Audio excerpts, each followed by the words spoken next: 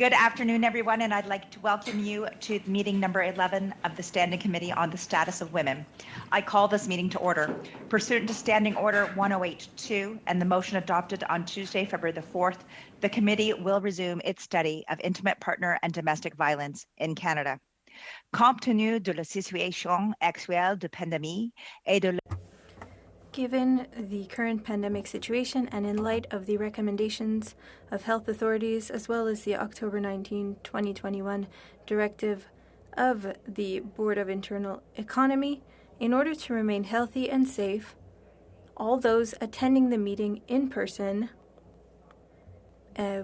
must be symptom-free, must maintain a physical distance of 2 meters, must wear a non-medical mask while circulating in the room, and it is strongly recommended that the mask be worn at all times, including while seated in one's seat, and must practice good hand hygiene using the hand sanitizer provided at the entrance to the room. de la salle. For those participating virtually, I would like to outline a few rules to follow. You may speak in official language of your choice. Interpretations are available for this meeting. You have the choice of your bottom of your screen, either floor, English, or French. If interpretation is lost, please inform me immediately and we'll ensure interpretation is properly restored before resuming the proceedings. Before speaking, please wait until I recognize you by name. If you're on the video conference, please click on the microphone icon to unmute yourself. Those in the room, your mic will be controlled as normal by the proceedings and verification officer. When speaking, please speak slowly and clearly. When you're not speaking, your mic should be on mute. Before we welcome our witnesses, I would like to provide this trigger warning. We will be discussing experiences related to violence and assault. This may be triggering to viewers with similar experiences. If you feel distressed or if you need help, please advise the clerk. I now want to welcome our witnesses for our first panel. And as an individual today, we have Simon Lapierre. From the Sakina Homes, Mashuda Labna Siad, who is Government and Community Relations. And from the Women's Center for Judicial Justice, Neka McGregor, who is the Executive Director. Each of you will be provided 5 minutes for your opening statements. When you see me starting rotating my pen, that means let's start wrapping it up. We're getting past that 5 minutes. So what I'm going to do now is I'm going to pass the floor to our first presenter. So you have, Simon, you have the floor for the next 5 minutes. Parfait, merci beaucoup. Merci. Thank you very much. Thank you for inviting me today. I would like to start by recognizing in the past years there has been a lot of progress in violence against women. We were able to note that feminist organizations showed a lot of innovation in order to meet the needs of women and children who are facing family violence. And in Quebec, there's the Rebuilding the Trust report that has allowed for the implementation of several promising measures for supporting victims. That said, our work shows that there is still some shortcomings in domestic violence, and among those, some of them have to do with the different ways of treating domestic violence, and it's complicated for families to go through this process. But I would like to highlight a specific issue in domestic violence. When parents are separated, there's some confusion between domestic violence and conflict coming up through separation. And in different sectors, sometimes domestic violence is considered to be a simple conflict during a separation. And when that happens, well, an appropriate assessment is not done of the violence and the impact. And also the level of dangerousness is not examined. There was a report published on domestic violence in Quebec, and it showed that when children were killed in the context of domestic violence, often those situations were unfortunately deemed to be conflicts caused by separation. In such situations,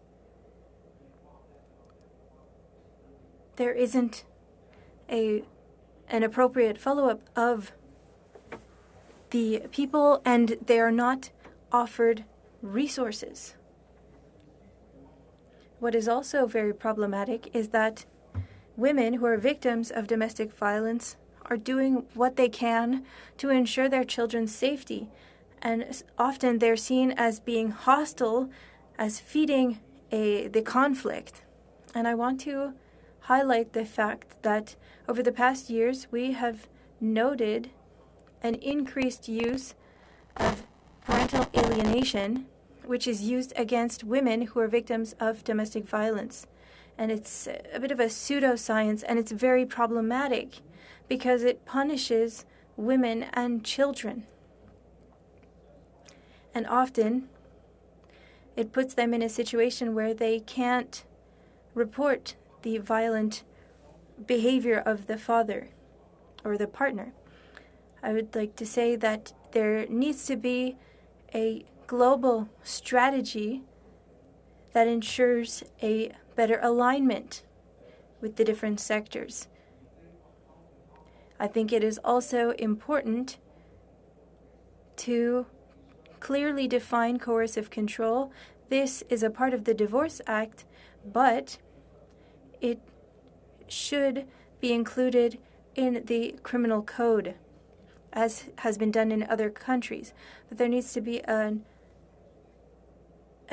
better idea of it, and it needs to be examined in child welfare as well. It's important to understand the context of coercive control after a separation. And also, it's important to see children as victims of coercive control and domestic violence. Recognizing this on the legislative platform is important, but there also needs to be training for all of the stakeholders, social workers, lawyers, judges, who are part of this. I think that we should better train all stakeholders on the rights of children, including their right to protection and to participation. It is also important to have mechanisms for specialization, for example, in Quebec, we have a special tribunal on domestic violence and sexual assault. I think that that's a promising path, but there should be other such mechanisms. And I would like to conclude by saying that we should have accredited programs for violent partners, but also we need to support the feminist movement and feminist organizations because they are the ones that are leading change. Thank you. Thank you so much. Merci infiniment. Alors, To Sakina Holmes and Mashuda Laba Siad. Mashuda Lumba, you have the floor for 5 minutes. Okay, thank you so much, Chair. So good afternoon, everyone. First of all, thank you so much for inviting Sakina Holmes to come and participate in the status of women. My name is Mashuda Lubna Sayed, and I am here today representing Sakina Holmes. So just to give you a bit of background on Sakina Holmes was established in 2018. We are a registered charity in accordance with the CRA regulations. Sakina Holmes provides essential support and services to those facing violence, homelessness, or poverty. And we empower them to become healthy, independent, and thriving members of our society. All of our work is based on cultural, racial, and religious sensitivity. Our primary clientele includes Muslim women, mainly Muslim women and children, but however, we do take in non-Muslims as well, if we have the space. Since our inception in 2018, we have served 30 cities across Canada, We have helped 9,230 clients. Since the pandemic, our services, the need for our services has tripled. So we have actually 5 locations currently, and we have 3 more opening this summer. Last year alone, we served 1,326 clients in-house and also 469 remotely. So that's close to 200 people that we served last year. 2000, sorry. Since 2018, we have helped 723 clients who were facing domestic violence cases. So just alone, we can see, and it's risen in the last year. We provide shelter, food, and essentials, legal aid, mental health, education, life skills, employment, and reconciliation. We found that women coming into Sakina homes have unique needs as compared to other communities, since a lot of them live in extended family style. So therefore, they feel that they are controlled not only by their spouses, but also by their in-laws. They face different types of abuse. Due to social and religious constraints, they are scared to report any type of abuse. They are scared of being isolated by the families or the community. They also think that they will be deported if they report these cases. The spouses they face different types of abuse, spouse dependency. Most of them have either low or no literacy at all. Most of them have low or no life skills at all, no knowledge on budgeting and so on. So, and a lot of them we found that were forced into marriages where their parents hoped that their child would have a better life. That's why they were married off. Language barriers is another form of problem that they face. Fear of deportation. They usually have access to no funds at all when they arrive at Sakina homes. So we help them with that as well. I would like to tell you actually a real story to help you better understand how we help women. So I will be using a different name in order to protect our client. So our client is Maha. She was a very young 26-year-old who was married off in Afghanistan to a young man who went from Canada to marry her. So she came here. She was very devastated when we first received a call from a distant relative of hers who desperately wanted to help her. She came to Sakina Homes in tears and was very emotional. We hugged her and we tried to comfort her as much as we could. After a few days, once she felt comfortable in Sakina Homes, she started to open up about how she was tortured by her husband. And because of her culture, she could not say a single word, not even to her parents or to anyone. So Maha was a graduate of Afghani University. Her parents had got her married in hopes that she would have a better life in Canada. Little did they know that she would become a prisoner in her own home. She was not allowed to go anywhere at all, talk to anyone. Her husband would take her out once a week. He kept all of her IDs, passport, SIN number, health card, everything was with him. He would take her out once a week just to pick up groceries. If she asked for anything, she would be physically abused. She spoke to her parents always in front of her husband. She had no access to a telephone as well. One day, a relative decided to visit the new couple and noticed that Maha looked quite weak and distraught. Then this relative sensed that something was not right, so he started visiting them regularly. Soon, her husband was quite comfortable with this couple visiting them. So Maha opened up and she was very scared. So they made a plan, and finally her friend came with the police one day and helped her to leave. So that's how she ended up. And now today she's going to school. She's working full-time in a restaurant. We're very happy with her. We're very proud of her. So I would like to recommend that shelters like Sakina Homes are needed to help women. We need more funding for these type of centers. And I would like to end by a quote from Malala Yousafzai.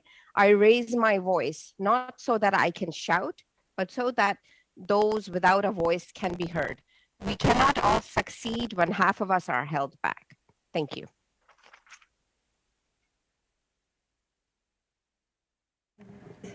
Thank you. Ms. Vecchio appears to be gone.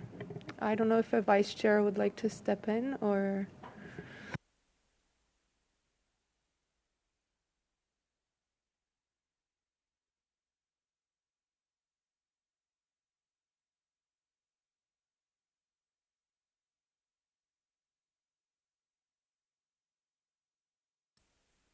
It can be Ms. McGregor.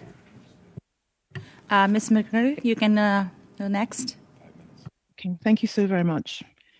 Thank you for inviting me today. I want to start by acknowledging that I'm coming to you from Takaronto on stolen lands belonging to the indigenous peoples of this nation, including the Mississaugas of the Credit, the Haudenosaunee, the Anishinaabe, the Chippewa, the Wendat peoples, and has been home for many First Nations. And my call here, as I said, about standing in solidarity with Indigenous women and with the Native Women's Association of Canada, is to call on the governments to implement the 231 calls for justice from the missing and murdered Indigenous women and girls national inquiry and the ongoing genocide, and to end the ongoing genocide against First Peoples. My name is Necka McGregor, and I'm the co-founder and executive director of the Women's Centre for Social Justice, and we're better known as Women at the Centre. In preparing for my submission today, I consulted with several members of my organization, which, as you may know, is a very unique nonprofit developed by and for women, trans and gender diverse survivors of all forms of gender-based violence. And we have over 6,000 members globally, the majority of whom are in Canada. Most of us in the membership have experienced the violence in the context of an intimate partner relationship, and we all engage in social justice advocacy and activism as a way to create meaning from our trauma. We use our lived experience to conduct research, to raise awareness, to facilitate training, develop strategies, policies, and programs, all aimed at preventing future violence against others and creating better outcomes for those who are currently navigating it.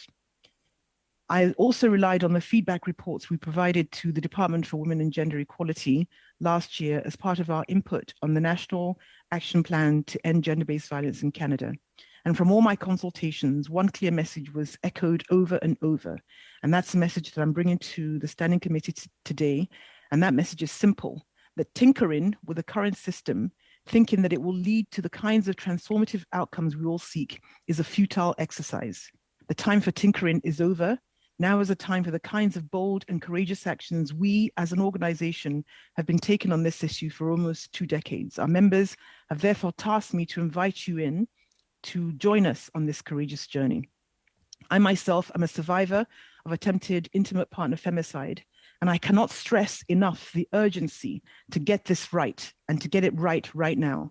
Because as we sit here today, I can guarantee you that somewhere in this country, in a neighborhood near you, a woman is in real danger of having her life, her joy, her future taken away from her, leaving behind grieving children, siblings, parents, friends, colleagues, and a community to mourn and ask why.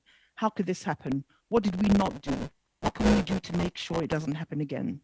And in my role as a member of the Ontario Domestic Violence Death Review Committee, as well as an expert panel member of the Canadian Femicide Observatory for Justice and Accountability, I get to see that end of the spectrum, where intimate partner violence has not been disrupted and it's led to tragic and preventable outcomes.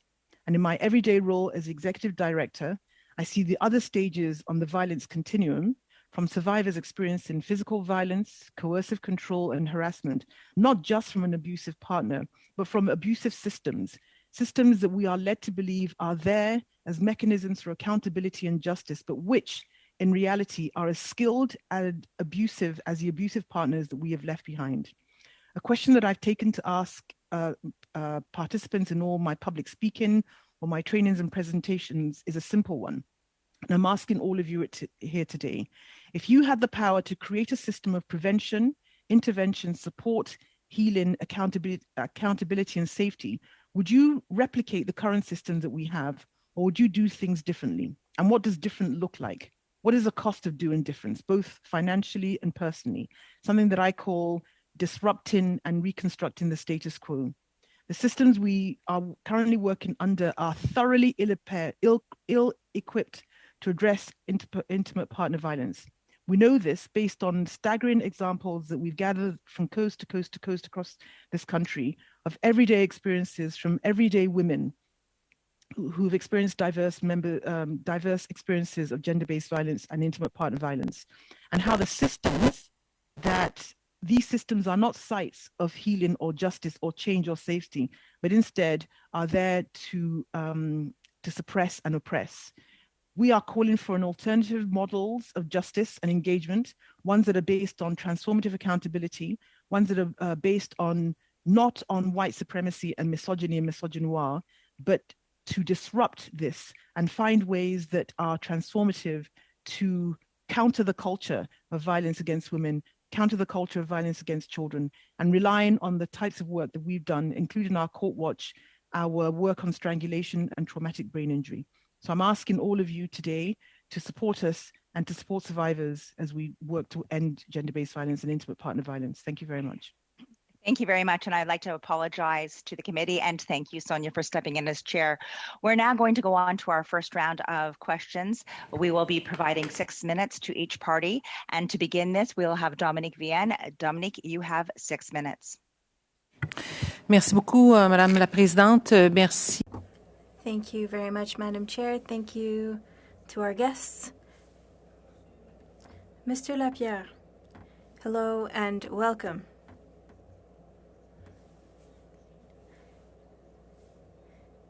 I have a lot of questions after your presentation. Yesterday, I think it was yesterday, I shared this with my colleagues. There was an article in the La Presse newspaper about the confusion between domestic violence and separation conflicts, and that judges are more and more able to recognize the difference, or Mr. Lapierre, you can tell me if I'm wrong, but anyway, the article is saying that we're starting to recognize these things, that domestic violence could be recognized. So in this study, we're talking about barriers for women to leave a violent situation. And in this case, judges see what happened, they see the violence, they believe women, and they increase the financial amount, which allows women to leave a violent situation. Can you tell us more about this? Am I right, first of all? Did I read that correctly? Did I understand you correctly? Are judges well trained? What's the state of things currently? Answer. Thank you for your question. I've been working on domestic violence for years. And in domestic violence, if there's an issue now, it's the confusion between domestic violence and separation conflict when the couple or the parents split up. Was there any progress? Maybe. We did see, with the changes made to the Divorce Act recently, there were interesting possibilities, so judges who are applying the Divorce Act should take domestic violence into account. We're not sure at this time how things are going in the field, but it should be better. But there is still a lot of confusion throughout the different sectors, whether it be the criminal justice system, in police response. There's data that shows that there is still confusion when police respond, especially if there's no criminal act that was committed. Often, police officers will see the situation as a disagreement between a couple, and they don't have the legislative tools to do more, and there's still confusion. So there needs to be a better understanding and then offer better tools. There are a lot of shortcomings in family law and in child protection, and this confusion is a serious issue in Quebec in applying the civil code or other codes. So this is important, and there are many things that explain it, but it's because our image of domestic violence is focused on physical violence that is visible. So with coercive control or controlling behavior, this is an interesting path to follow to better understand the dynamics, the different dynamics of domestic violence.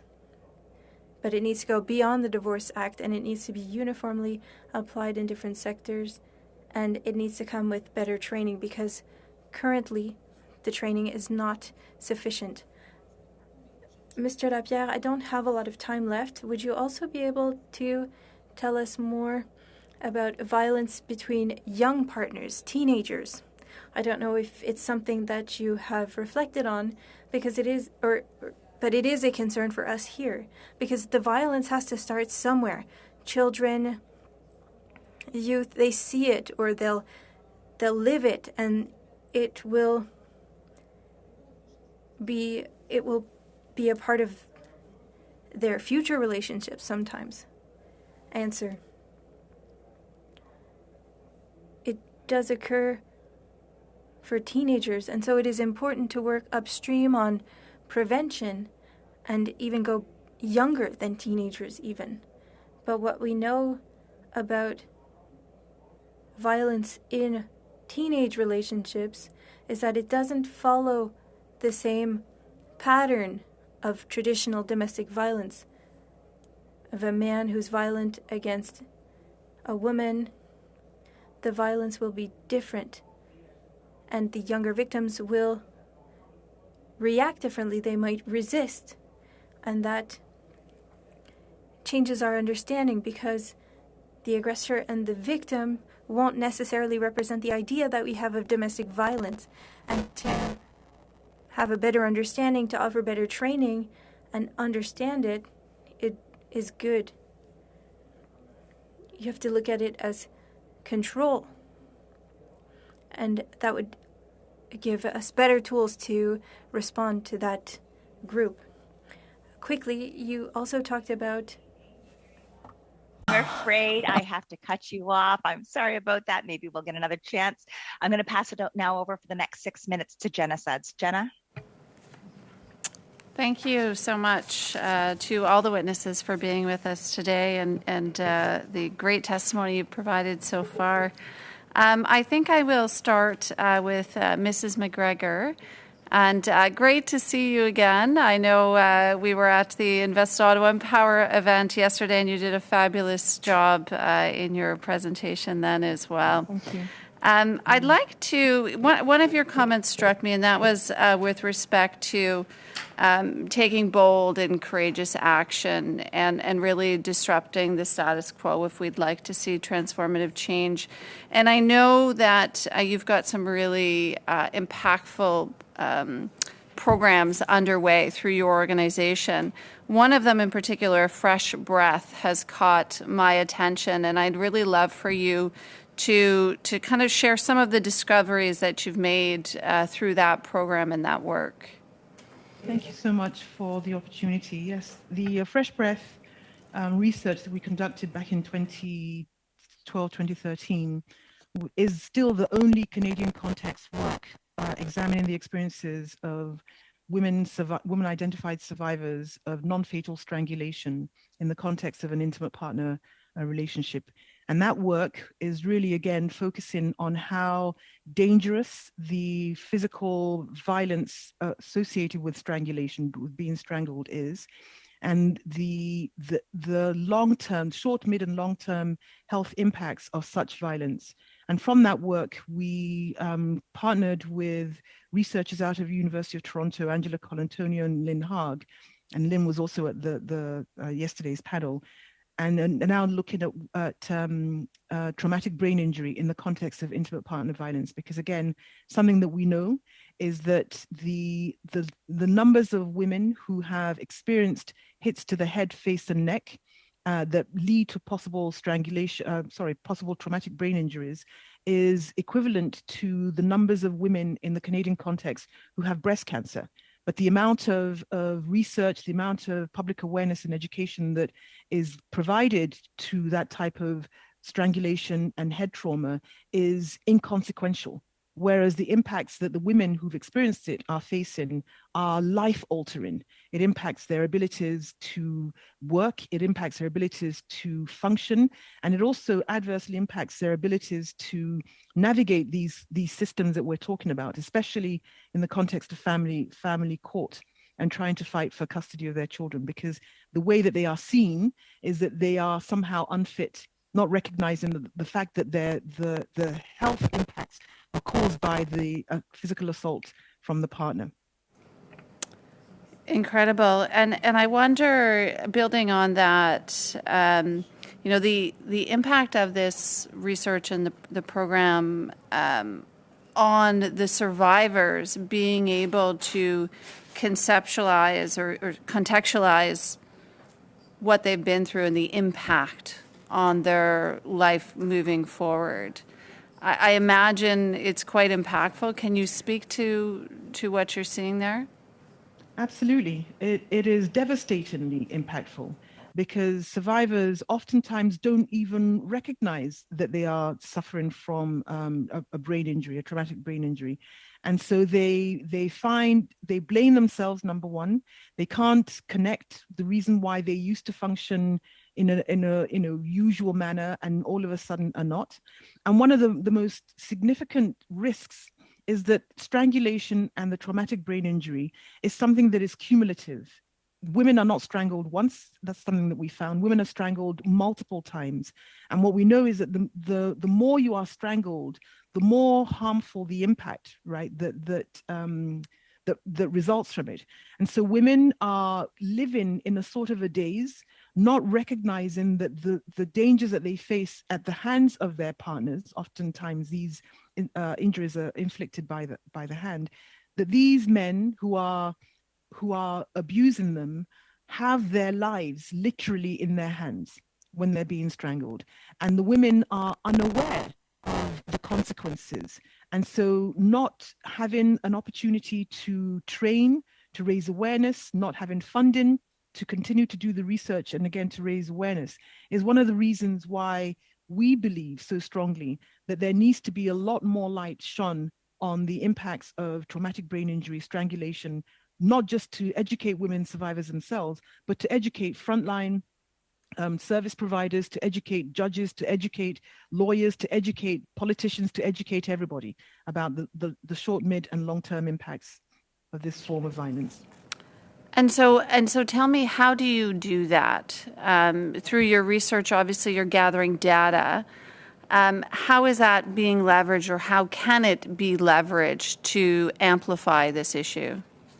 Well, first of all, we are sort of constrained by lack of funding for the research. But what we have been able to do is to capitalize, and I hate the word, but we've been capitalizing on our community networks and sharing the findings amongst our network so that they can then go and share amongst their own particular network. So it's sort of a ripple effect. And I think when you ask how can it be done, it's through education, it's through funding and raising awareness and providing research and education that then informs the whole community. Awesome. Thank you so much. We're now going to pass it over to Andréane Laroche. Andréane, you have 6 minutes.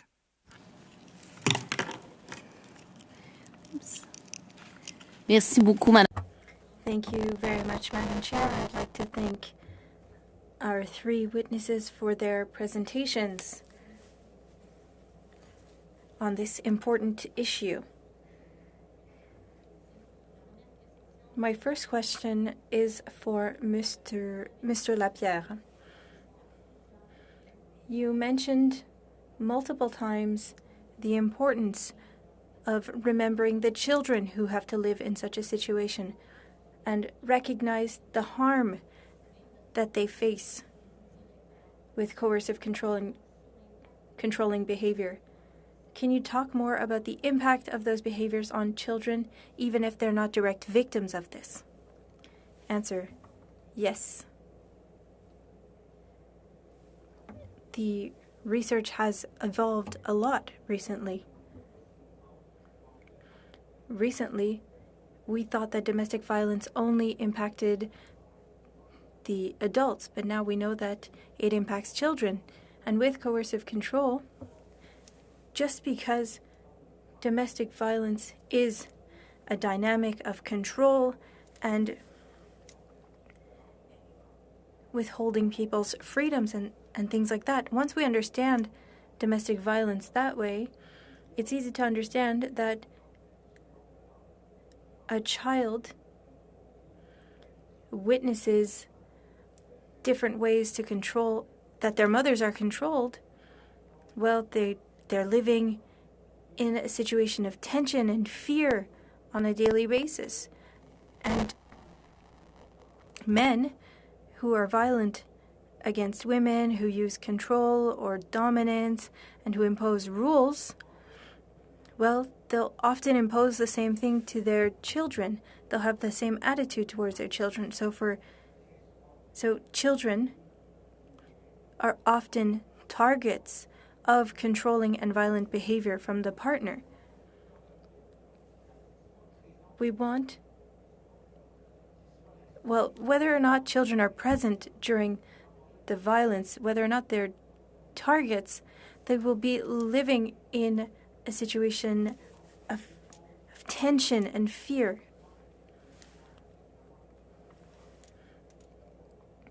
They are impacted by that behavior.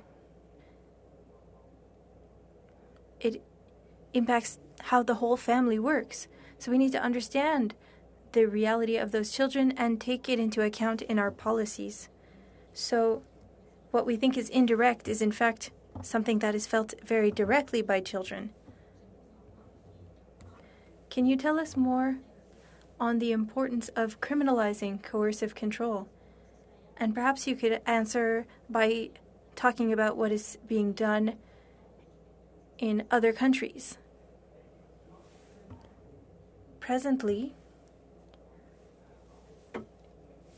when we're looking at the criminal system, children are often invisible with domestic violence, and we need to understand domestic violence. And criminalizing coercive control would better protect women, of course, but it would allow people to see children as victims as well and have measures to protect them. In Scotland, for example, they criminalized coercive control recently, and the courts need to take into account the presence of children. It is considered an aggravating factor in coercive control. We could recognize them as victims or co-victims of that type of violence. It is important for them not to be forgotten. We need to recognize them as victims who are allowed protection just like their mothers. Do you have another example other than Scotland that could inspire us here at our committee? Because that is also part of our goals to see what is happening elsewhere. With coercive control, the two most interesting models are from Scotland and the UK. Scotland went a little further, and their model is more interesting for protecting children. Thank you. And perhaps we can come back to this during my second turn, but you talked about the importance of coercive control, but also the layer post-separation. Can you tell us more on that concept? And if you don't have enough time, we can come back to it after. As soon as we recognize that coercive control is a bunch of behaviors that uses violent and non-violent strategies to withhold someone's freedom, a man who uses that behavior, well, that behavior won't stop after the end of the relationship. It will often continue throughout the separation and even after. Sometimes it'll be different, but it won't stop during separation. And we know that there are significant risks for women and children during that separation or after the separation. They're at a higher risk of being killed. So we need to understand that context, and policies need to reflect that. There are situations, for example, a man is sentenced and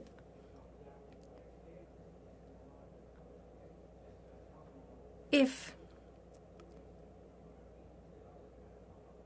they need to intervene, if child services are called, well then, because the parents are separated, they may not talk about domestic violence. They'll just see it as being conflicts of separation.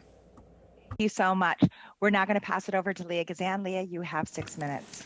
Thank you so much to all the witnesses today for presenting. My first questions are for Madame McGregor. First, I just want to start by thanking you for your story. It's hard to share stories, and stories are powerful. And I also want to thank you for your solidarity with Indigenous women, particularly around murdered and missing Indigenous women and girls. I share your urgency. And I share your frustration. I share your urgency because we have known about this, for example, since for a long time. And we had a national inquiry 2015. We're still waiting on real action. And I wanted to ask you how this approach to incremental justice continues to cost lives.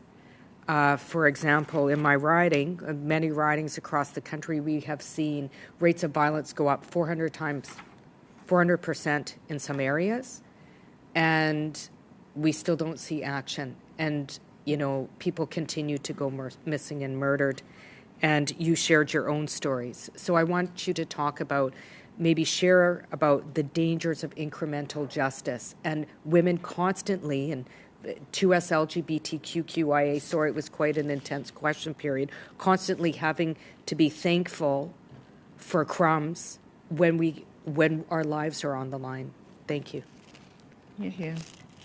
So I'm so glad you raised this and I'm so glad that my anger and my frustration is coming through, even though I am not with you in person.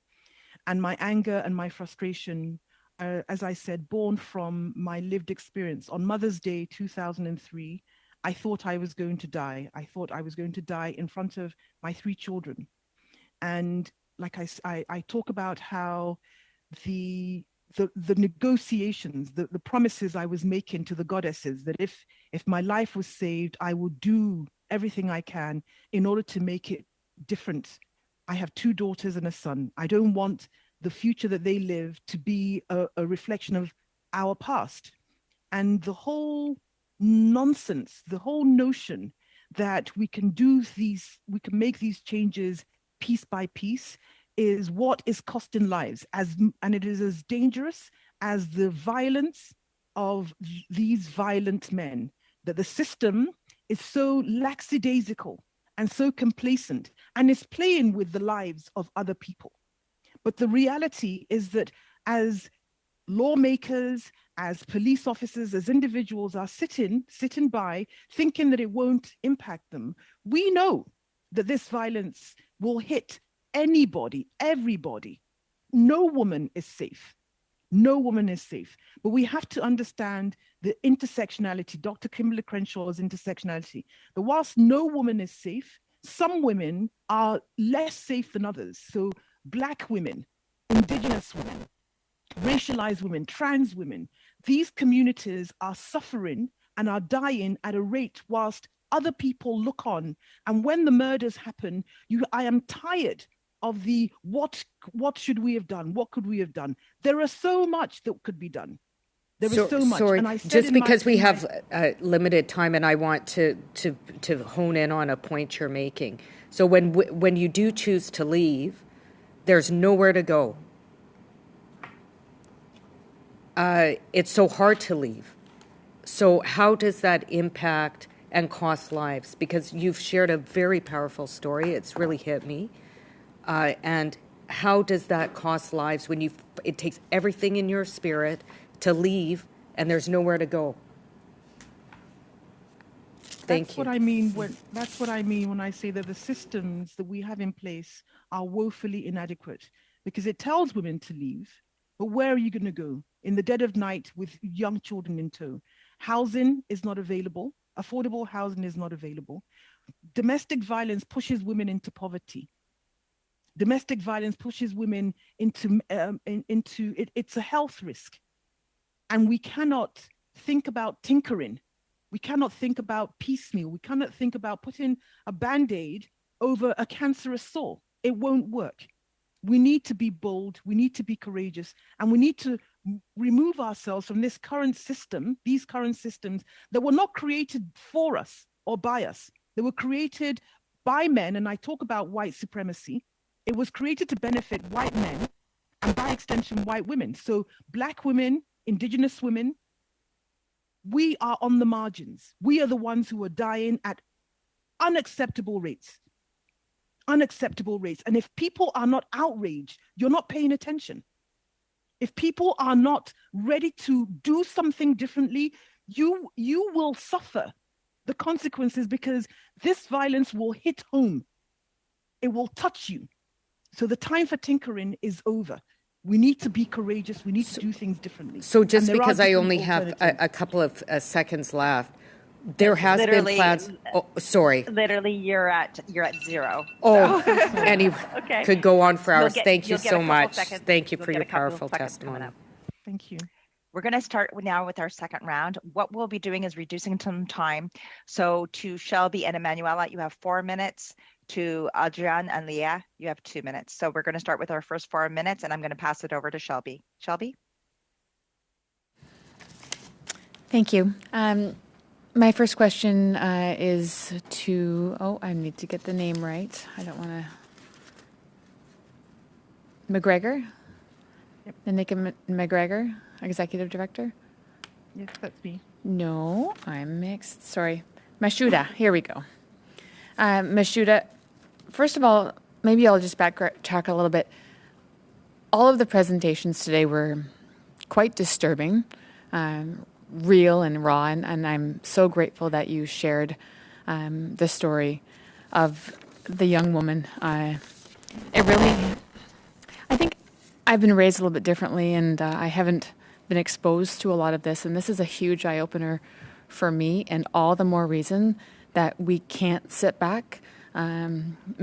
With regards to the comment earlier from another witness with regards to tinkering, we need to stop just being okay with how it is, and we need to move forward. Questions with regards to shelters. If people are not able to how many people are not able to access shelters?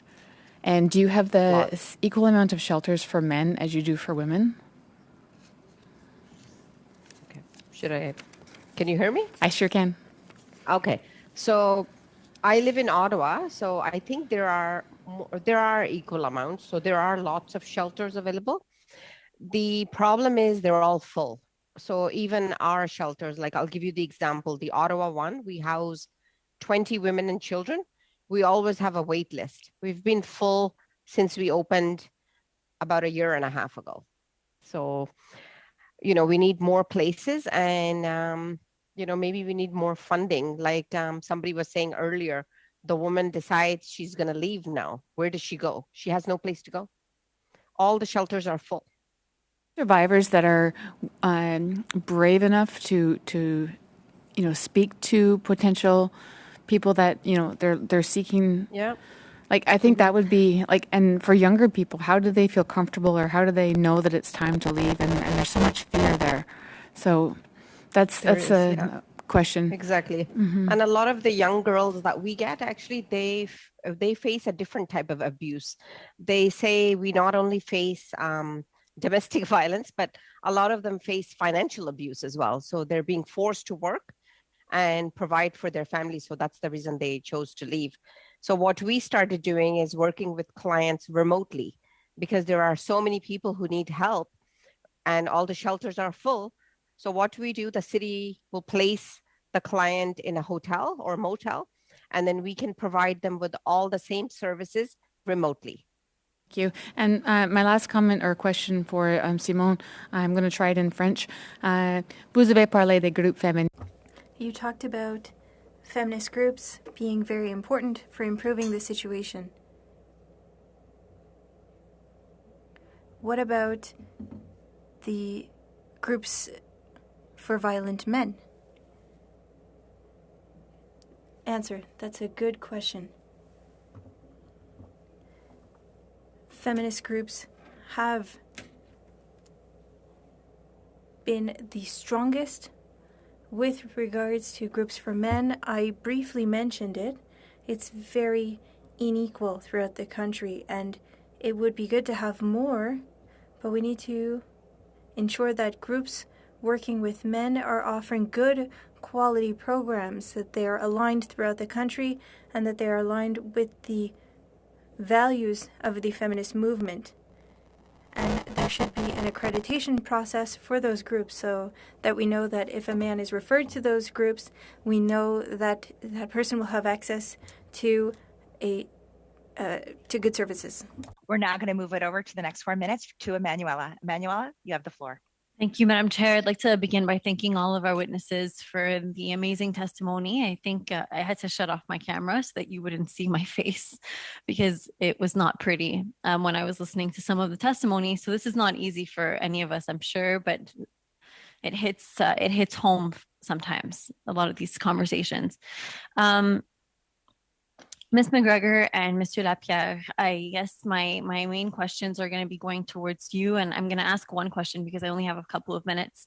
You both speak about the lack of the lacks that are in the system currently that are there to support women, les lacunes qui existent dans le système. The shortcomings in the system that doesn't allow women to find the help that they need or that works against children who are victims of violence. You speak about needing a bold shift, a bold change. I'd like to hear from you specifically what you're referring to when you say this. And I know that, organizations and funding organizations are really, we try our best, I think, to do that part because we know that that's where everybody goes to get that first help. But what else needs to shift? What laws need to be strengthened? What needs to be accessible in court for admissible in court, for example, in order to change the situation and to make it so that women are empowered and not the opposite?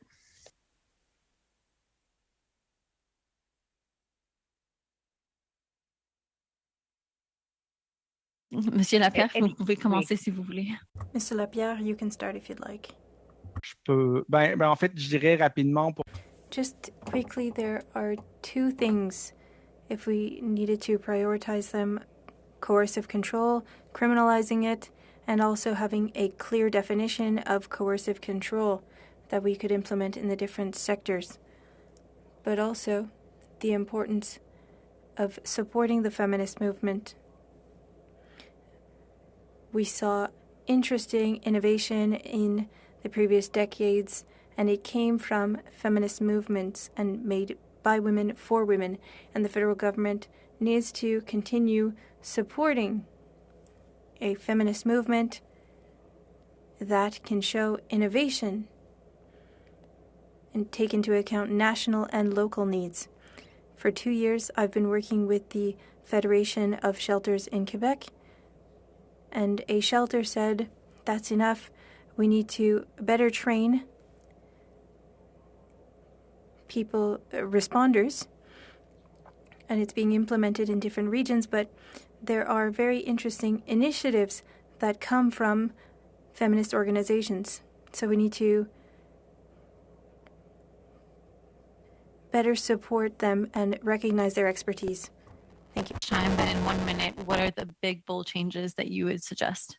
Thank you so much. And I just want to say that whilst I respect Monsieur Lapierre's comments on coercive control, I fundamentally and radically disagree with him.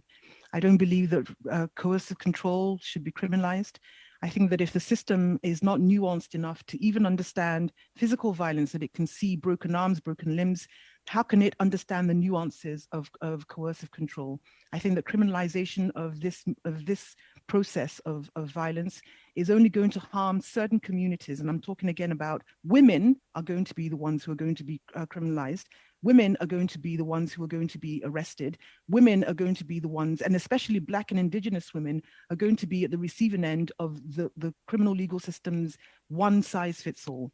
For me, the one bold thing that can be done is to adopt transformative justice, transformative accountability, which is about community accountability. And that form of transformative justice actually supports both individuals who have caused harm and individuals who've been harmed, and does it in a way that does not penalize, that does not shame, that does not throw people away. It is a way of showing love and bringing people back into their humanity and leading with empathy. That's the one shift that I would suggest, is to move away from the criminal penalization and into transformative justice and accountability. Thank you very much. We're now going to move it over to Adrienne for 2 minutes. Adrienne, you have the floor. Merci encore à nos témoins. Thank you again to our witnesses for their presentations. They were very touching. I know I don't have a lot of time left. Mr. Lapierre, you talked about Quebec and the initiatives taken in Quebec. There's a committee and a report, and what the Quebec government has done to fight domestic violence, for example, the special tribunals, the e-bracelets. Do you believe that these measures are necessary, and could the federal government do something similar to Quebec? Answer. I think that what has happened in Quebec over the past few years is very interesting. With the Rebuilding Trust report, I was very impressed to see how the government implemented a large number of the recommendations from that report. I think that the matter of special tribunals is very interesting. It would better align the judicial and other aspects of the issue. We could put measures in place, but if there isn't training for responders, police officers, lawyers, judges, well, then a lot of those initiatives won't reach their full potential. So the matter of training is extremely important. And it's something that we should have throughout the country. So I would focus on training, but the other measures as well. Access to information and legal counsel for victims that would be free. These are all very interesting measures, and there are some that were implemented in Quebec, and they're quite promising. Excellent. Thank you so much. And finally, for our last round of questions, I'm going to pass it over to Leah Gazan. Leah, you have 2 minutes. Thank you so much. Just want to go back to Madame McGregor. So you spoke about where I was mentioning, you leave, you finally leave, nowhere to go, and then you find a place to go. And that place is totally ineffective for Black, Indigenous, people of color, as you mentioned, systems that were built by Caucasian males outside of benefit for BIPOC women and diverse genders. How is perpetuating that system another form of violence, targeted violence towards Black, Indigenous, and people of color that are going into those systems? How is it another form of violence? Oh, you're on mute. It's not a matter of how is it. It is why is it. It is the facts that it is, right? It is by design. That's why we are constantly at the receiving end, because not only does anti-Black and anti-Indigenous racism play a part. It's embedded in these systems. And because it's embedded in these systems, the solutions that are currently, and I use the word solutions lightly, that are currently manifest are designed not to benefit.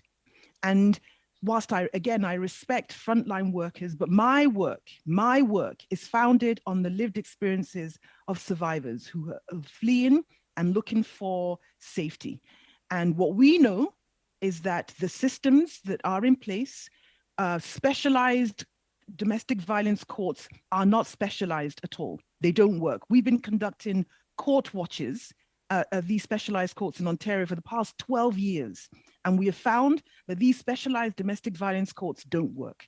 Shelters that are created is not the solution. I understand that it's in the short term and immediate. What is needed is proper, safe housing, affordable housing for people to go to when they leave. What is needed is childcare.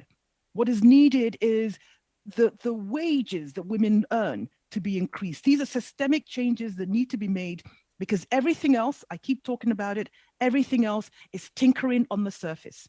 And the people who are suffering are Black women, Indigenous women, trans women, BIPOC people, as you said. Thank you so much. And thank you to everybody for the testimony today.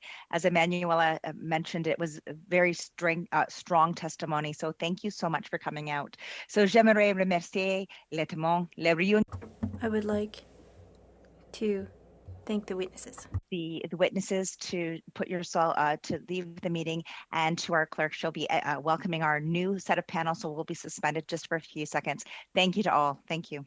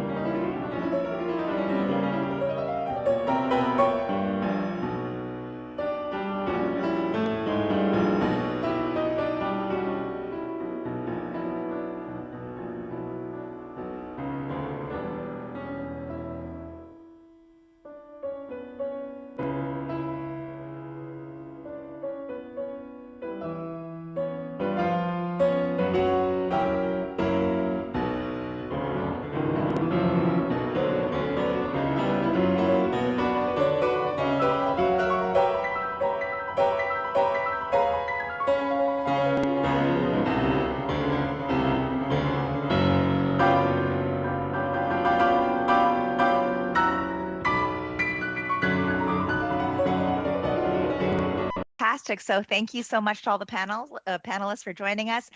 Today's meeting is la réunion reprend. Je souhaite le bienvenue. I would like to welcome our witnesses. Panel, I would like to welcome from the Ojitita. So Mr. Bonanier, you're going to have to fix that for me. But Mitch is the outreach worker. From the YWCA from Peterborough, Halliburton, we have Kim Dolan, the executive director. As an individual today, we have Lisa Crawford, who is the chief executive officer for the Crawford Master Stylists. And from Fort Saskatchewan Families First Society, we have Jody Heidinger, who is the coordinator Family Violence Prevention Program. So Mitch, you're going to have to say that whole word for me. I'm having some troubles with that. But what we'll be doing is we'll be providing each panelist 5 minutes. Both Lisa and Jody, you will be combining your 5 minutes. At about 1 minute, I'll give you a sign just to let you know you have about 1 minute, and then I'll start asking you to wrap it up with about 10 seconds left to go. So Mitch, I'm going to pass the floor over to you first. You have 5 minutes. Thank you very much. It is a great honor to be on this panel. I was able to view the earlier testimony, and I'm very, very moved and emotional. I'm an outreach worker for Ogijita, Pimatswan, Kinamatwan, or OPK Manitoba. OPK works with and provides wraparound support to primarily Indigenous men, but also those who identify as male from any background. Many of the men I work with have spent a considerable amount of time on the street and or in prison. Both environments eschew an intense culture of toxic masculinity. This includes presenting as physically dominant, using power and control, and getting your own needs met at the expense of others. This comes from a historical background in our society where boys are taught not to cry, not to show their emotions or ask for help or tell others how they feel, and certainly not to express love for others. Most of the men I work with were raised as little boys in homes that were fraught with domestic violence.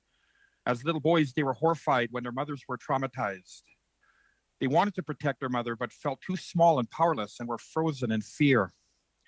Unfortunately, as they witnessed this again and again over the years, it became normal. As they reached the teenage years, they began to display the same behaviors as the men they were exposed to. Men come to me in desperation when they have lost everything. We teach our men that they are not to blame for having been taught this toxic masculinity, but are definitely 100% responsible to change their behaviors.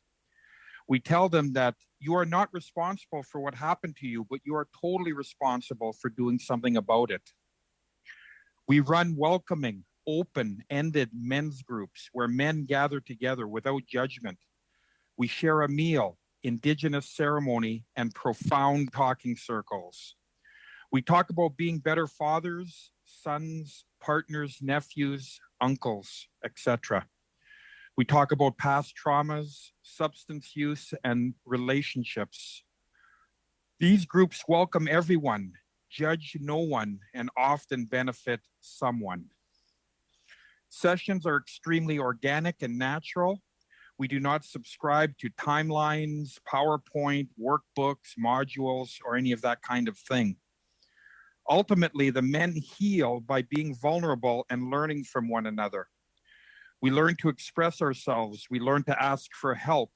We learn to show emotions. We learn to cry, and we learn to tell others we love them. Eventually, the men embark on giving back to the community in a show of lateral kindness rather than lateral violence. We do safety patrols in neighborhoods.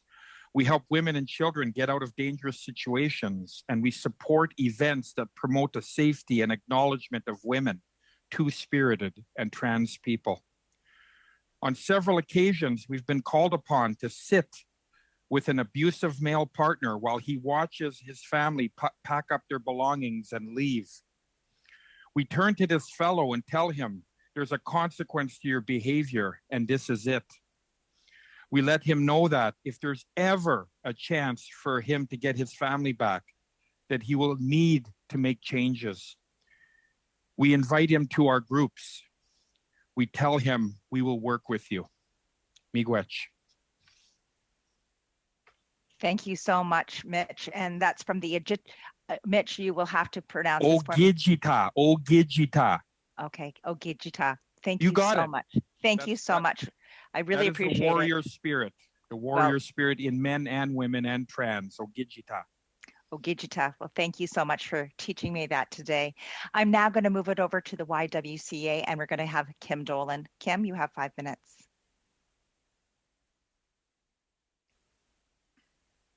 Thank you so much.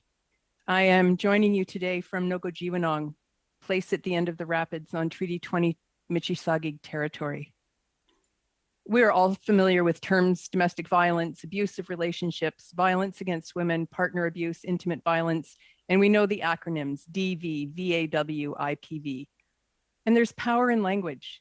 The choices we make to describe a person, an event, a crisis, a disease, a catastrophe, anchor images in our individual and collective psyches, and the stories we tell become the foundation to the things we believe. Thank you for this opportunity to contribute to the work of the Standing Committee. You have now received more than 58 briefs. You've heard from over 52 witnesses. You have access to StatsCan data. There's the report card on Canada's actions on the UN Sustainable Development Goal number 5, gender equality. There are public resources on federal websites that explain gender-based violence and offer to help those who experience violence. I can say that I'm a survivor of violence, but what does that tell you about me? When I was 7 when a strange man exposed himself to me and my cousin, 10 when roadwork crews began wolf whistling and calling out sexual invitations, 17 when I was surrounded by 5 drunk young men on my way home one evening, 22 when I married a man who used abuse tactics to control me, 30 when I started working in the women's anti-violence sector, 38 when I changed my life, and 60 when a man with power slammed a table between us at a public meeting. Throughout my life, I, like many other women in Canada, have been subjected to daily reminders of my fragile safety on the street, in the news, at meetings, and in the movies. Descriptions of physical, sexual, emotional, and psychological violence experienced by women, let me rephrase, descriptions of violence imposed on women by men focus on the women. And our response thus far is to get women away to safety, and that's important. We know lots about the victims and not so much about the antagonists and that guy, those guys who have more physical, financial, and decision-making power.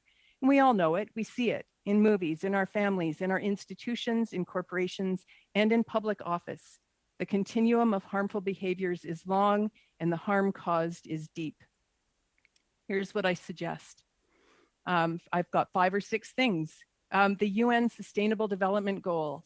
Number 5, gender equality is an important standalone goal, but it can't function alone. All 17 goals have to work together to ensure that Canada's work is informed by an intersectional gender equity lens if we hope to achieve our goals by 2030. Words matter. Let's describe the behavior and the person responsible for causing harm, the person responsible for inflicting gender-based violence or reinforcing gendered assumptions. Stop hiding the protagonist from view. The term partner, for instance, implies respect, trust, shared goals. I don't use partner violence because a partner isn't violent. We need to achieve optimal health and participation. Canada's work developing and promoting the social determinants of health provides 12 determinants that we can use as a lens or a checklist when developing new policies, programs, and data collection. And intersectionality, I know you've heard it before, is a lens described by legal scholar Kimberly Crenshaw back in 1989, and that can be used to surface the systems of oppression that overlap to create distinct barriers for people with multiple identity categories. We need stronger community-based responses and data collection.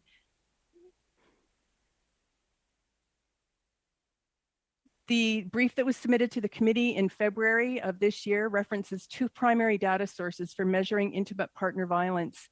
Please fund women's organizations to support robust data collection and describe the impact of programs. The Women Speak Project is a good example. We are accustomed to seeing solutions to move women out of violence, to move women away from their homes, but that isn't the answer, is it?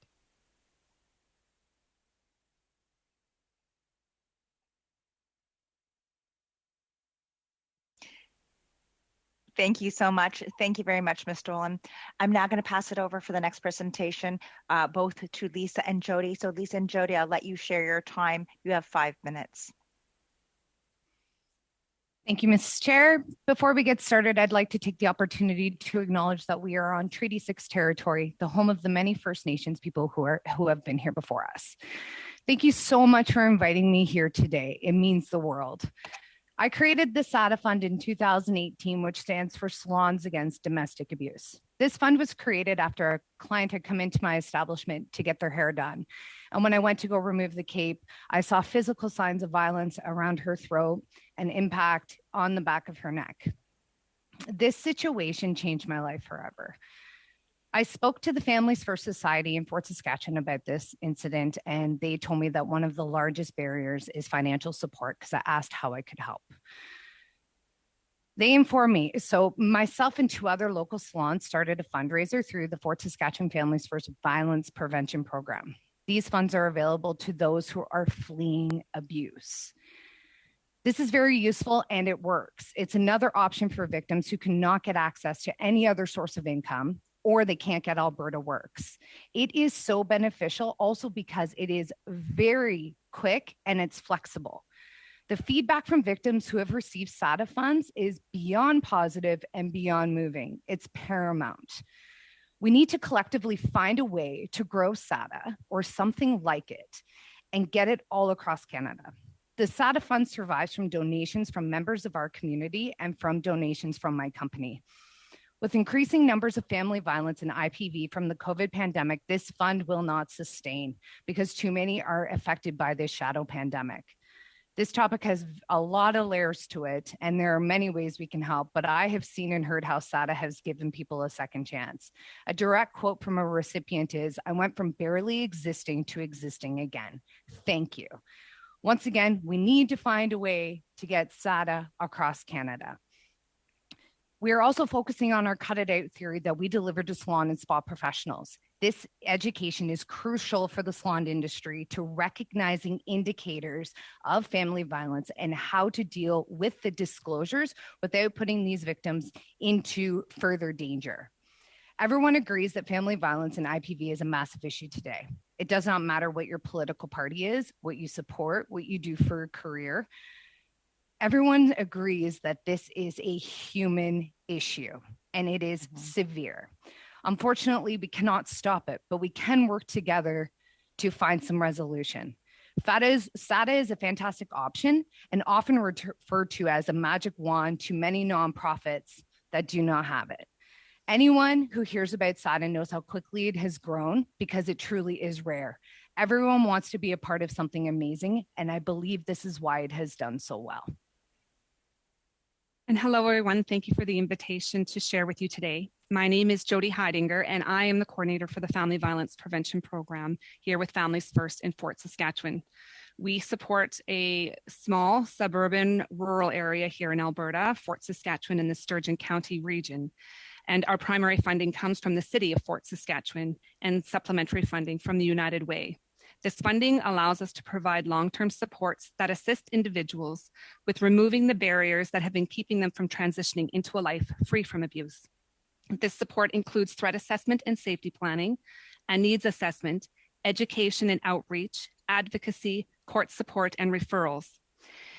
As a former RCMP officer and now with my current position, I have been the last 20 years on the ground working with victims and survivors of abuse and collaboratively with community partners to address family violence. I know you all know that family violence is a very complex issue.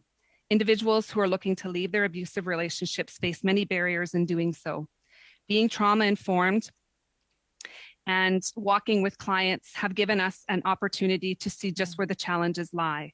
When clients finally feel ready to leave their abusive relationship, they have consistently seen the barriers that keep them from doing so. Access to transitional safe housing, practical and sustainable income, legal supports, and long-term mental health supports that are inclusive.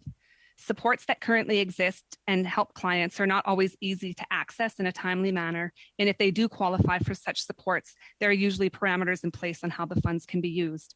We are extremely grateful for our partnership with SADA It has improved the way we've been able to support families impacted by violence.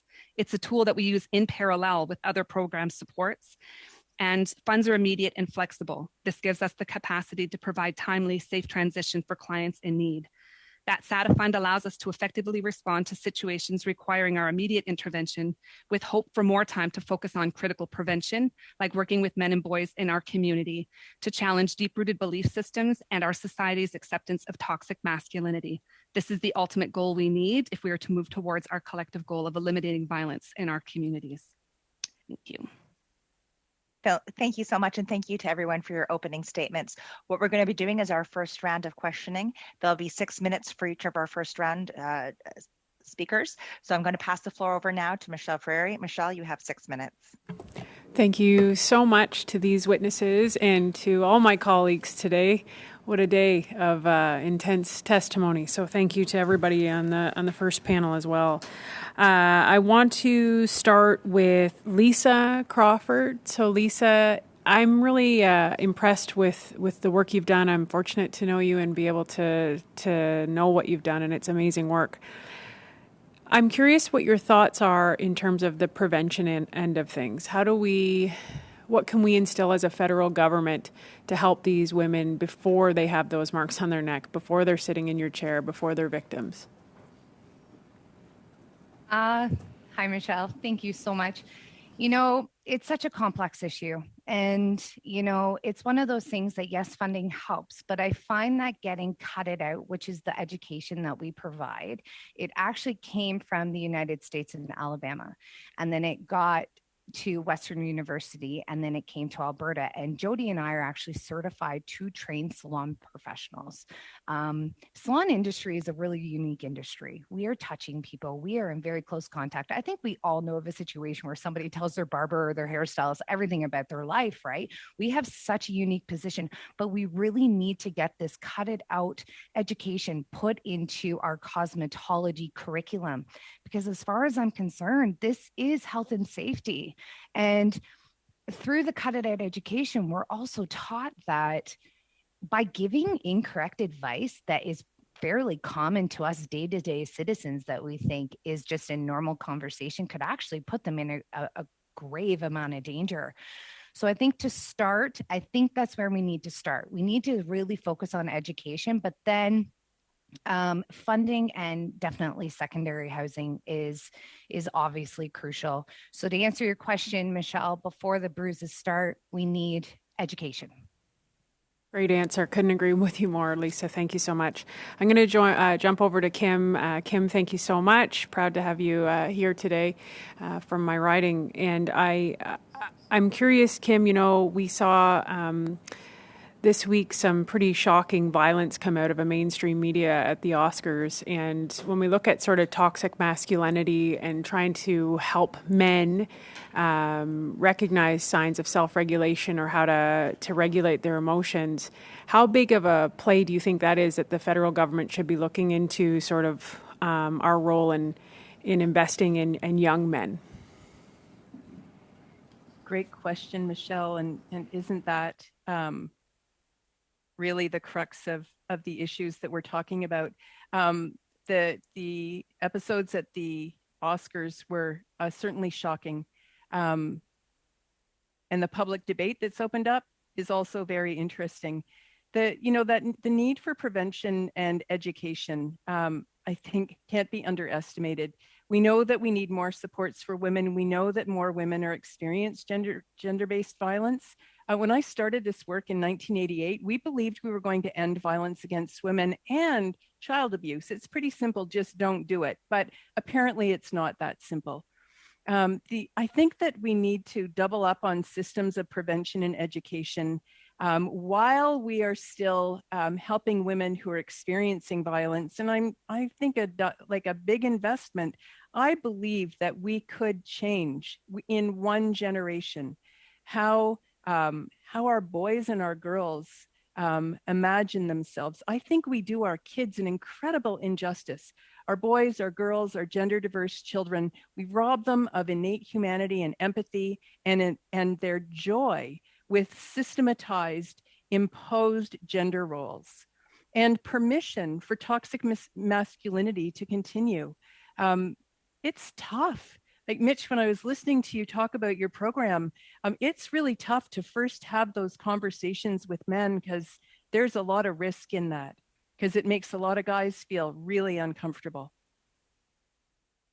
Thank you, Kim. And I don't want to downplay what Mitch is doing here. You're amazing.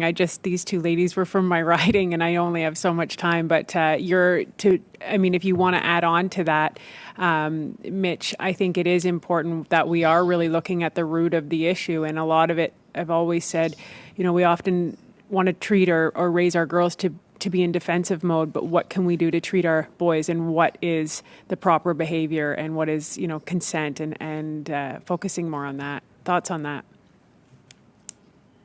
Yeah, I totally agree with that. I'm getting a little bit of echo. I'm sorry. I think we need to teach our boys at a very early age to be able to express themselves, to honor their emotions, to have deep, deep respect for the life givers, their sisters, their mums, their aunties. And that has to start at a very early age through education for sure. So I agree with everyone. Thank you. If I have 10 seconds left, I would love Lisa to share a story of something she didn't know but learned as a result of the Cut That Out program education. 15 seconds, Lisa. Actually, I learned that a lot of things that we say, like, oh, just leave them, just go. That actually puts them in so much more danger. And then they're never going to speak to us. They're never going to they're never going to trust us enough to communicate with us when we could be their only person. And COVID-19, sorry. No, that's good. Thank you so much. Anita, I'm going to pass over the floor to Anita Vanderveld. Anita, you have the floor for 6 minutes. Thank you very much, and I'd like to thank all of our witnesses. I have questions for all of you, but I'm going to start with Ms. Dolan. And I just want to ask you, because you mentioned, of course, along with having an intersectional lens, we cannot do anything policy-wise unless we can measure it, and you emphasized data. If you could talk a little bit more about what is absent in the data and what would be ways that we as parliamentarians, as government, could ensure that we are getting that intersectional data so that we can actually take action. Thanks so much. Wow, great question. All right, I'm echoing a lot. That's better. The data that would be really helpful. So we know how many sexual assaults, we can estimate how many women experience domestic violence. Stats Canada collects a lot of really great information, but we're not looking at, if we want to make real change, we need to establish markers, possibly through the social determinants of health. I think it's a great framework because this is a health issue for everyone.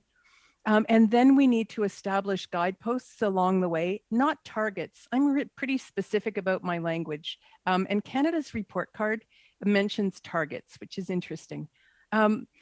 Once we establish those guideposts, we'll be able to measure how are we actually turning the dial on things.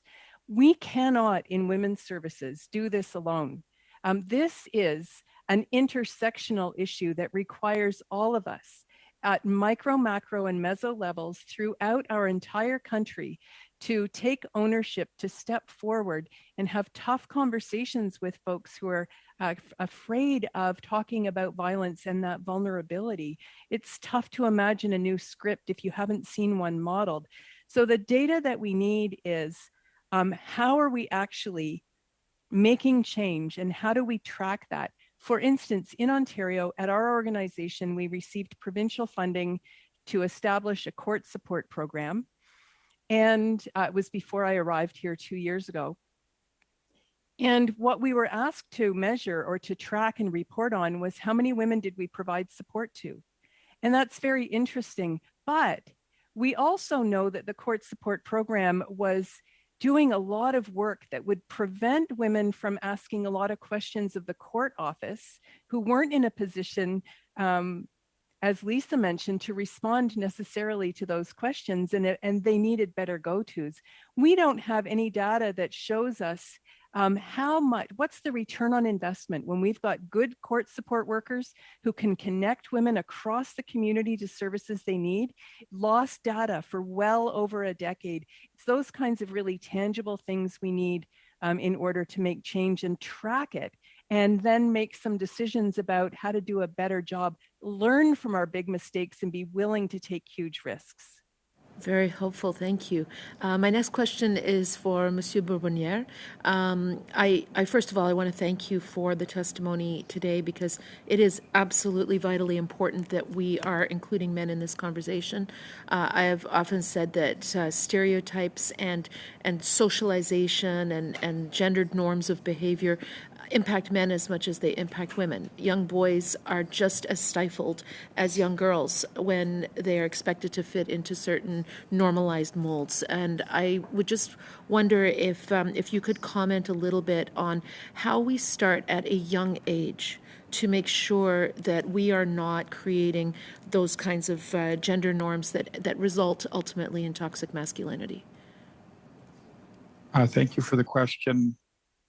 I think, just using the school system, using our education system to teach, all our children about diversity and about diverse gender roles and diverse sexuality and respect and kindness and love and all of those good things. I think we need to train our educators to be able to speak to our children about that, and also to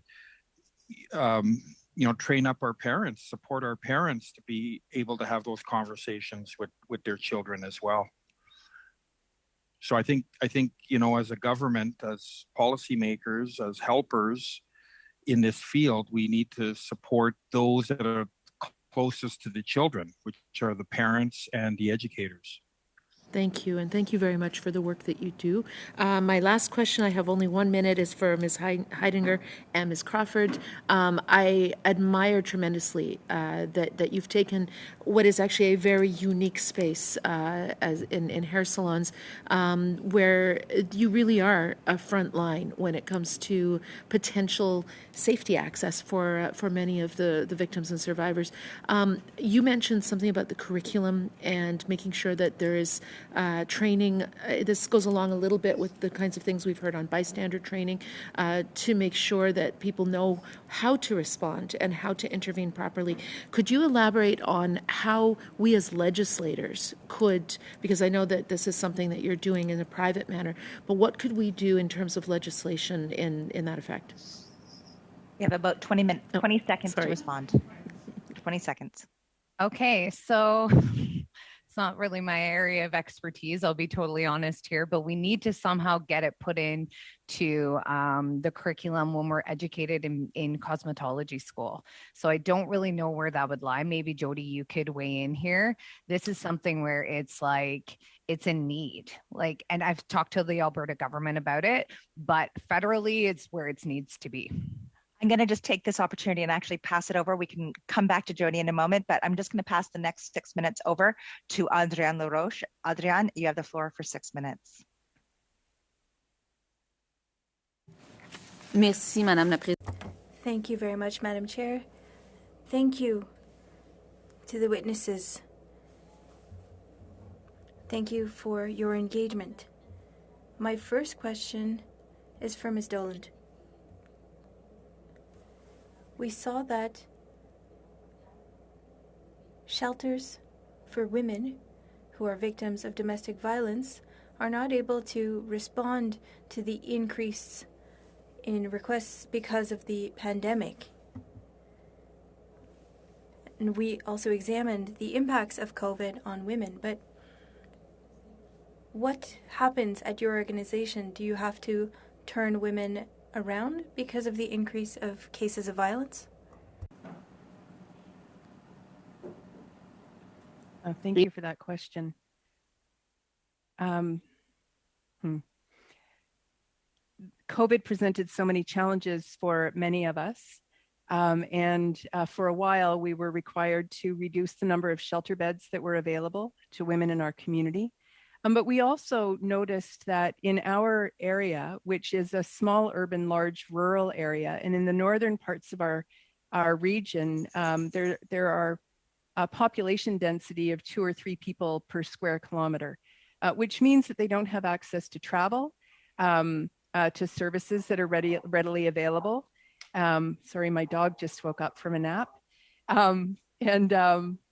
So the challenges were such that we needed to get creative. So pandemic invited us to be creative about many things that we were doing. But the heartbreak and some of our realities were, if our shelter was busy, in non-COVID times, we're able to contact other shelters and ask them if they have room. We would be able to provide transportation for women to go to other communities and bring them back when we had more shelter beds available. That also wasn't possible. So those things combined in the rural realities for many women at a time of tremendous uncertainty, I've asked myself often and our staff, how can a woman who's experiencing the uncertainty of gender-based violence imagine leaving when the outside community is going through such uncertainty itself? I think many women stayed because it was too much. It was just too much. So they had to amp up their coping strategies. Et on l'a également vu à ce comité. And we saw that there were different impacts to COVID in rural versus urban areas. And that's what you're sharing here. What could the federal government do to better support you? And if we focus on the issue at hand, being a woman who is a victim of domestic violence in a rural region, how could the federal government assist you? Some of the actions that the federal government employed fairly quickly in the pandemic of making more money available to shelters so that we could implement new ways of connecting with women. I think that we're learning a lot, and I will be in touch with Lisa about the Cut It Out program. I've always thought that hair salons are and massage therapists, safe places for women to go, especially people don't want to talk about things. But what we also learned is that we needed to go virtual. We needed to update our technology because we didn't have the technology to have safe, secure meetings online. We learned a lot about safety planning, and we also came up against the realities that many people across Canada don't have access to reliable internet technology. And I think one of the Sustainable Development Goals of the UN by 2030 is to have the entire world connected. So Canada, there's your challenge. Get us connected. Oui, d'ailleurs, vous avez fait un clin d'œil à Madame. You mentioned Ms. Crawford and her services. Ms. Crawford, could you perhaps tell us a bit more? In Quebec, we work with certain professions with mistreatment of elders, and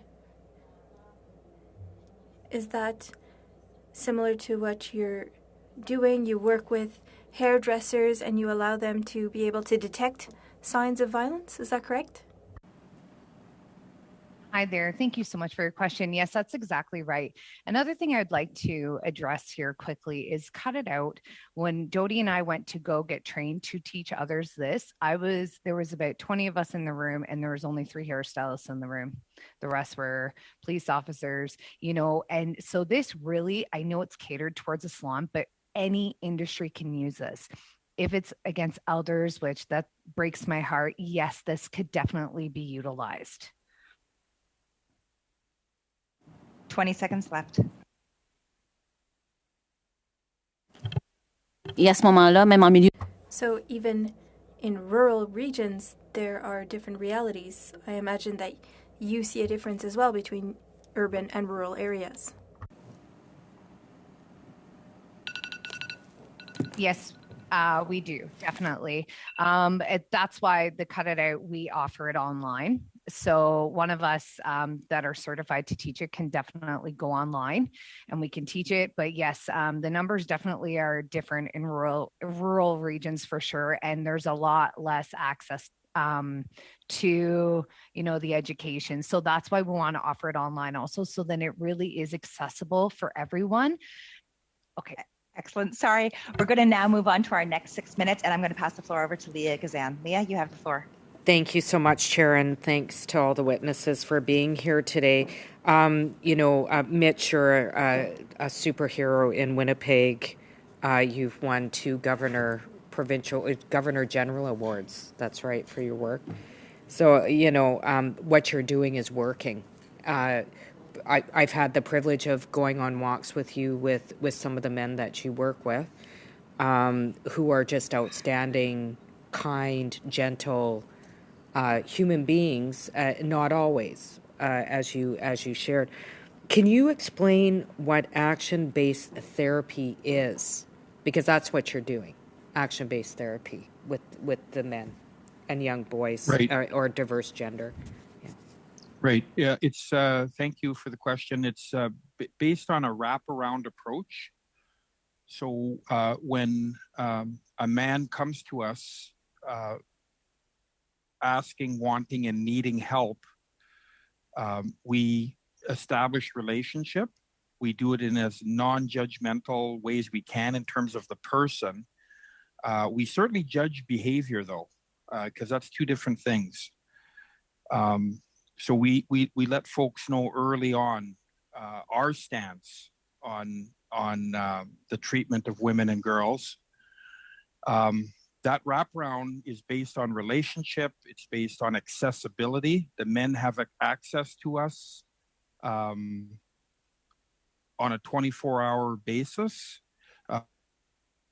On rotating shifts, we can respond to men. What we don't have is physical spaces. It would be nice. There's no shelter for men in Winnipeg in terms of domestic violence, whether the man is a perpetrator of that violence or receiving that violence. There's no place for men to go physically, but we are on call. We are able to meet men where they're at physically on their own time. We do land-based activities in terms of using an Indigenous lens. We use ceremony. We use lateral empathy and kindness, giving back to the community. And we support women in their endeavors to bring justice to this issue. One great example of that is the Mama Bear Clan. So the Mama Bear Clan was created by the women of North Point Douglas Women's Center in North Winnipeg. They have a grandmother's council, and they have a woman's warrior circle that they ask the men to come and support them in protecting women. And so this is a non-criminal, non-policing way of dealing with this with the community. Ms. McGregor on the earlier testimony really encouraged this kind of thing. And so I was glad to hear that from her. Just want to build on that. Okay, you're talking about, so we've heard a lot about, how do you deal with individuals that perpetrate violence? I'm of the thought that punishing people who've already experienced significant trauma and violence in their own life, you mentioned as young men or young boys, like little boys, is not the way forward. And you talk about lateral empathy and lateral kindness, and it sounds very simple, but it's actually not. Why is that a more effective intervention than punishment? I think there's a sense of responsibility and accountability. When you have wronged someone, it's a way of making amends and making something as right as possible and playing a part in that. And so, and that's what I described. We have been, us men that have done the work, that have done the healing work, we've been asked by women in the community to come help them, to come help protect them, to help us deal with their abuser, and we do that. And then we really, really encourage that man to come and be with us and learn from us and work with us and to embark on their healing journey. The motto of the Mama Bear Clan is led by the women and supported by the men. That is an Indigenous governance model, and that's what we employ. So I know that you had an opportunity to speak with Minister Ian, and one of the examples when we met with her, you were talking about a situation where, a man was being violent, and that you sat with that man, encouraged his help, and talked about consequences for behavior in a non-judgmental way. Can you share a little bit about the story? We don't have a lot of time, but... Yeah, just quickly, and I did allude to it in my earlier presentation, but in this particular instance, in this particular example, we were called to the home, and women helped this mom and this spouse pack up all her things with her children while we sat on each side of this fellow in the home on the couch. And he knew not to move. We were there to bring safety to that process. And in that moment, he did feel shame. He did feel regret in that moment. And we were able to, once his family had packed up and left, we were able to turn to him. And through his tears, he committed to come to work with us, and he has. Thank you very much, and Mitch, thanks very much for that testimony. I'm just going to pass over for the next panel for the next group of questions. We're going to do 3 minutes for both, and I don't know if it's going to be Shelby or Dominique. 3 minutes, 3 minutes for Sonia, a minute and a half for both Adrian and for Leah. So I'm going to pass it over. It looks like I see Shelby there. Shelby, you have the floor for 3 minutes. Hi, thank you, Karen. Thank you, Chair. Pardon. I'd like to address my questions to Mr. Boubiniere. I'll start by suggesting boys and men who survive sexual violence can experience serious psychological and emotional fallout. This is not news to anyone, but I think it's much more common than what we think. So my question is, how are we supposed to teach boys that it's okay and that we're taught to be, or boys are taught to be strong and tough and sexually dominant and not so much sensitive and real, whereas girls are taught to be attractive and submissive, according to many studies. So we're also hearing that empowering girls is very important, but how do we continue to have boys be the focus as well? Because I see that's the focus with you, because my mindset is that we can't solve the problem of violence against women and girls without addressing the violence against men and boys, because I think it's cyclical. So if you could comment on that, please. Sure.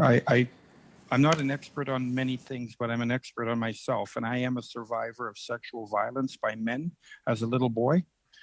I'm also a survivor of, in the 1960s, very physical, harsh punishment in my home, physical. And, I was able to find a way through others to heal by being in the service of others. And I'm very proud to say that as an adult, I have never, laid hands on a woman in anger. I've never touched a woman in anger or hurt a woman or a child.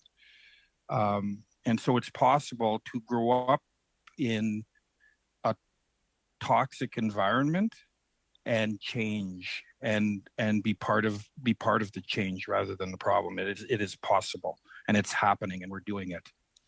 Excellent. Thank you.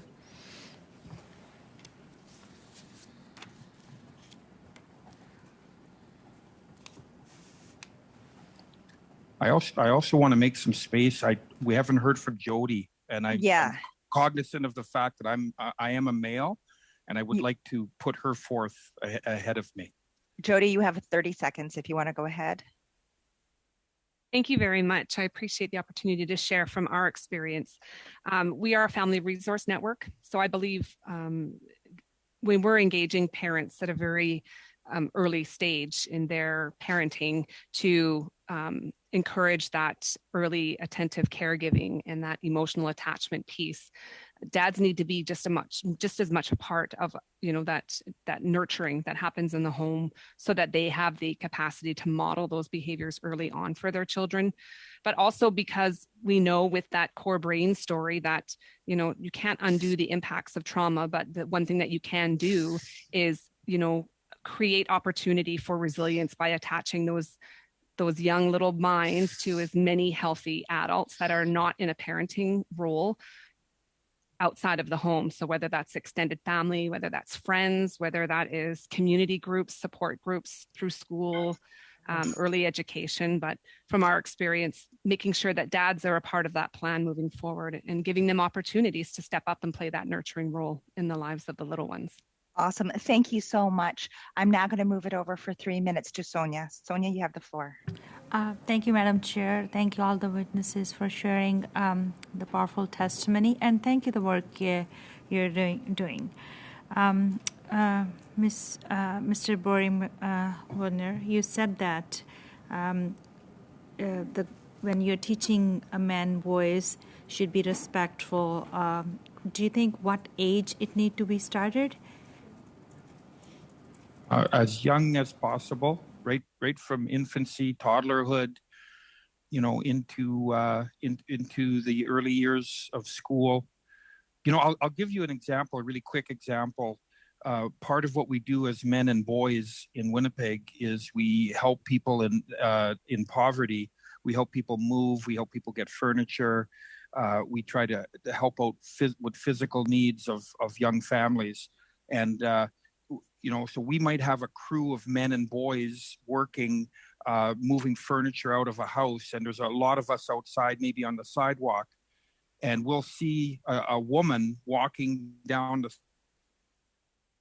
sidewalk towards us. And I've been able to teach the men and the boys that work with us very nuanced things, like we're all going to step off the sidewalk and away from the sidewalk so that this woman doesn't have to pass through this group of men.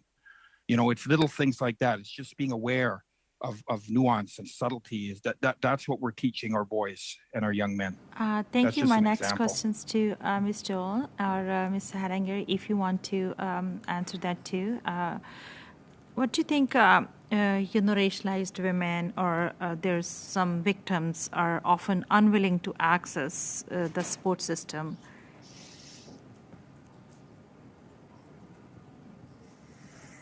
You're on mute, so you'll just have to take yourself off mute.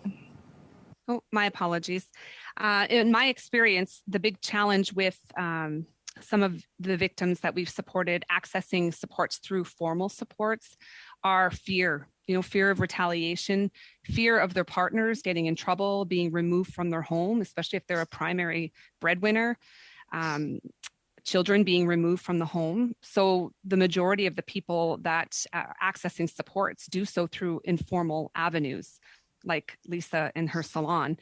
I think we have to understand that people don't always want their partners in trouble. They don't always want to leave their abusive partner, but they need to know safe options if they're to remain in the home. How can we work with them from that point until we can get them to a place where there's a safer option or a safer alternative for them to leave? Ms. Dolan talked about the fragile safety for women, how we can secure that fragile safety for them. Yeah, if you can get that really short answer, really short. Yes. Well, I mentioned some of the biggest barriers that I'm seeing, and that's that sustainable housing. I mean, I'm not saying that there's not a place for emergency housing.